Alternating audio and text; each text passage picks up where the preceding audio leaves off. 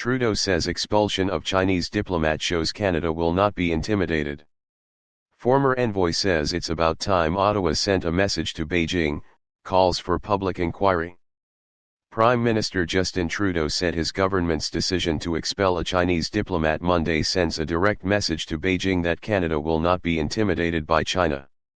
Trudeau made the remarks a day after expelling Chinese diplomat Zhao Wei after an intelligence report accused him of trying to target the family of Conservative MP Michael Chong, who has been critical of China's treatment of its Uyghur Muslim minority. Subscribe our YouTube channel and click our bell icon for new videos. Who has been critical of China's treatment of its Uyghur Muslim minority.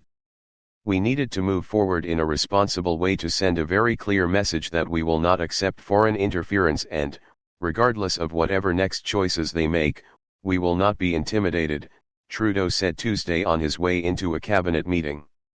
A senior government source told 24newsread.blogspot.com news that before the decision to expel Zhao was made, Foreign Affairs Minister Melanie Joly asked ministers involved in trade and security files for feedback on possible retaliation from China. The source also said Canada did not give China the option of pulling their diplomat out of Canada before he was expelled. Trudeau said the expulsion sends China, and other countries trying to interfere in domestic Canadian affairs, a message that Canada takes foreign interference extraordinarily seriously. Expelling a diplomat, declaring a foreign diplomat persona non grata, is a significant and serious step, he said. We took a little less than a week to reflect on it, to look at the possible implications, to make sure that what we were doing both demonstrates Canada's firmness, which it does, but also keeps Canadians and our interests protected. The government has been under fire from the opposition over what they say has been a sluggish response. The Canadian Security Intelligence Service, CSIS, authored a report in 2021 on Chinese influence in. Subscribe our YouTube channel and click our bell icon for new videos. Position over what they say has been a sluggish response. The Canadian Security Intelligence Service, CSIS, authored a report in 2021 on Chinese influence in Canada that included information about potential threats to Chong and his family.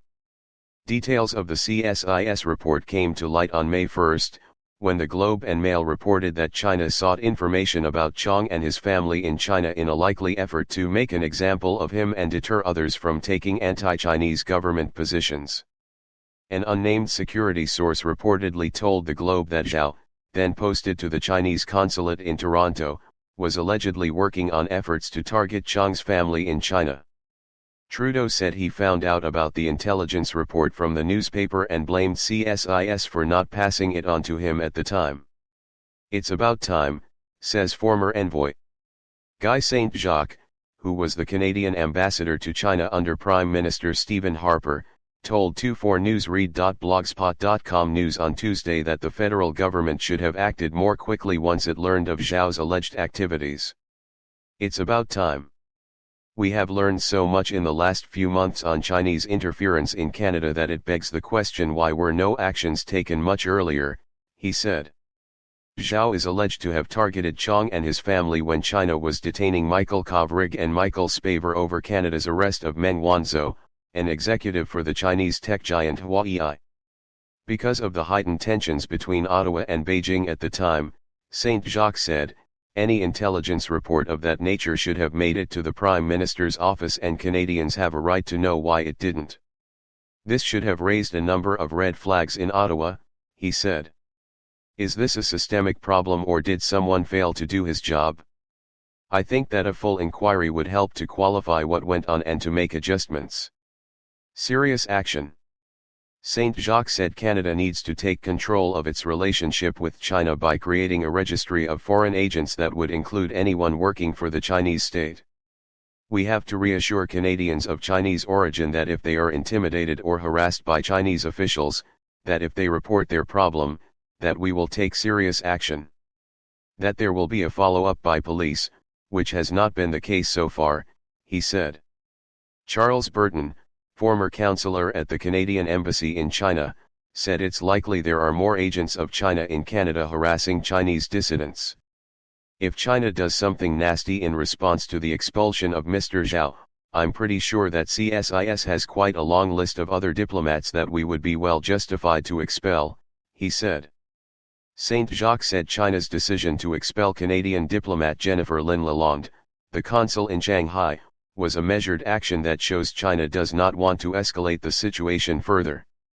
The senior government source said that Lalonde has yet to leave China and Joly would be speaking with her soon. Beijing's astroturfing tactic. Sherry Wang and Ai Men Lau, of Alliance Canada Hong Kong, told a committee of MPs Tuesday that China is engaged in widespread efforts to influence and intimidate the Chinese diaspora in Canada.